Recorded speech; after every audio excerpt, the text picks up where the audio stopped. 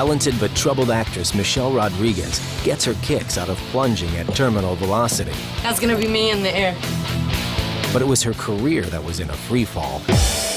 Until she came across a small ad in the back of the Actors Trade magazine, Backstage. It was an ad about a strong female, Latina, young, age 17 to 21.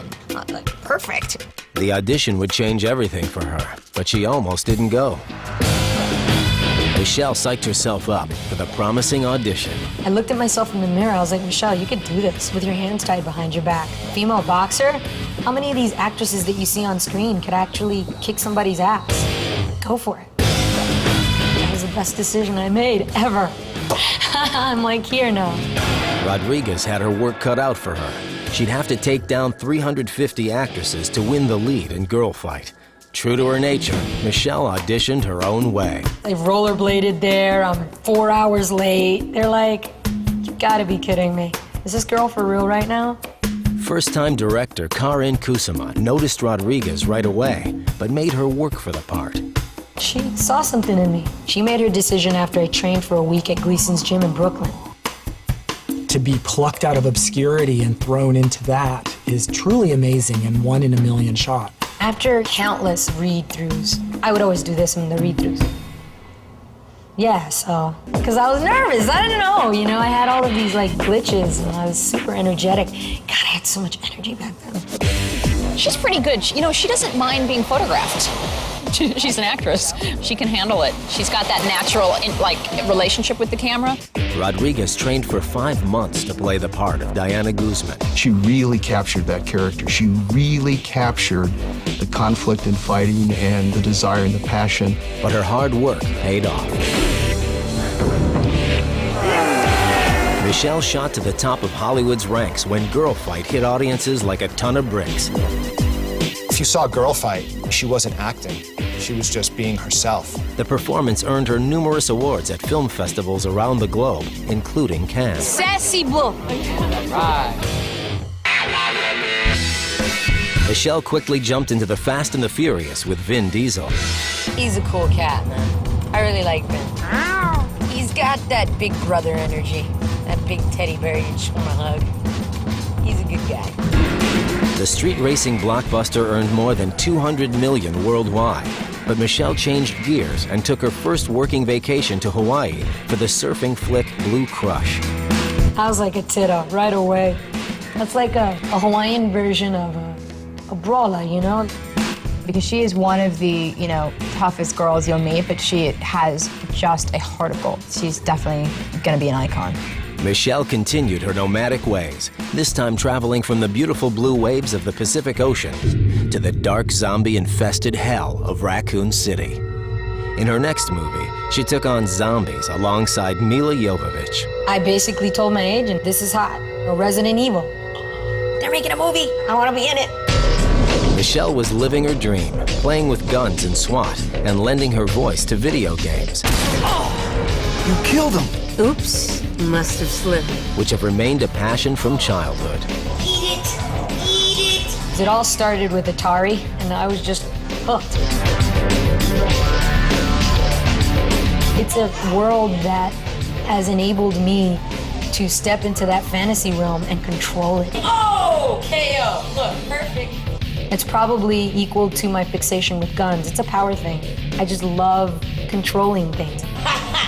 Whoop that ass! If people really want to get to know her, what they should do is play against her in a video game. Michelle's break into film gave her a shot to appear in some of her favorite video games, like Driver 3 and Halo 2. I didn't know that she was on Halo, and I was playing it. They aren't gonna kill themselves, sir. And I'm like, okay, that sounds like Michelle. I'm gonna take that as a threat. Holy mother, is that weird? So I thought it was going crazy. That better have been an accident. After the break, Michelle goes on the record about her record and breaks her silence about her Lost experience. This is crazy. And later, Only Icons is there as Michelle defies death by jumping from a plane. Ready to jump? Let's do it!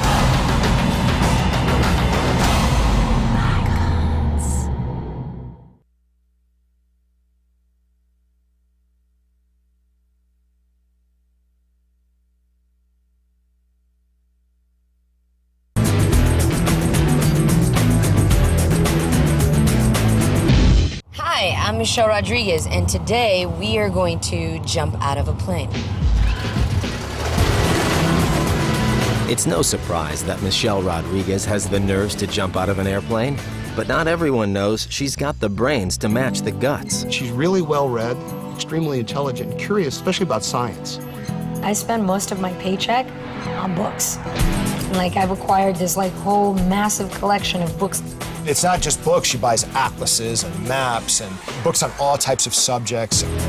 We go to a bookstore and we spend hours there sometimes. She loves art history, for example.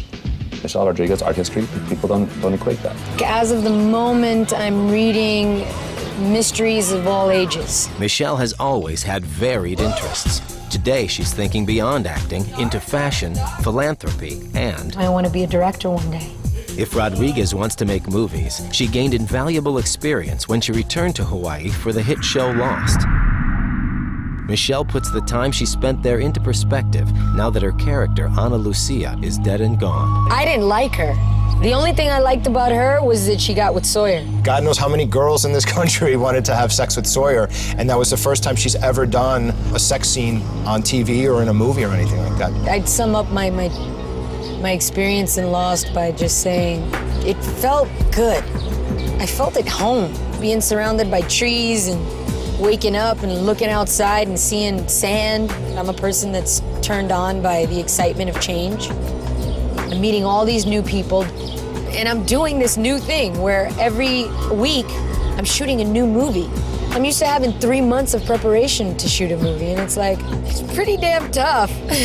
That was her signature role, and it was the best thing ever for her to get that role. Thank you, ABC. It's a really, really great show, and I learned a lot. While shooting Lost, Michelle was cuffed for driving under the influence. She was sentenced to jail in Hawaii, but did the time in her own patented style. Boy, did I have fun. By trying to enjoy herself and befriending the other inmates. We were singing It's a Hard Knock Life. You're human, and it's like you have these desires to enjoy your life. And even if you're learning a lesson by staying in this place, I don't buy that. She's got the right attitude. I mean, she's completely different. She's like, you know what? I made a mistake. I will do what I have to do to make it right, and I will move on. My form of rebellion is happiness, joy, and laughter. And that's what we were doing in there. We were just cracking up and singing show tunes. Her conviction and jail time have only strengthened Michelle's resolve to change her life.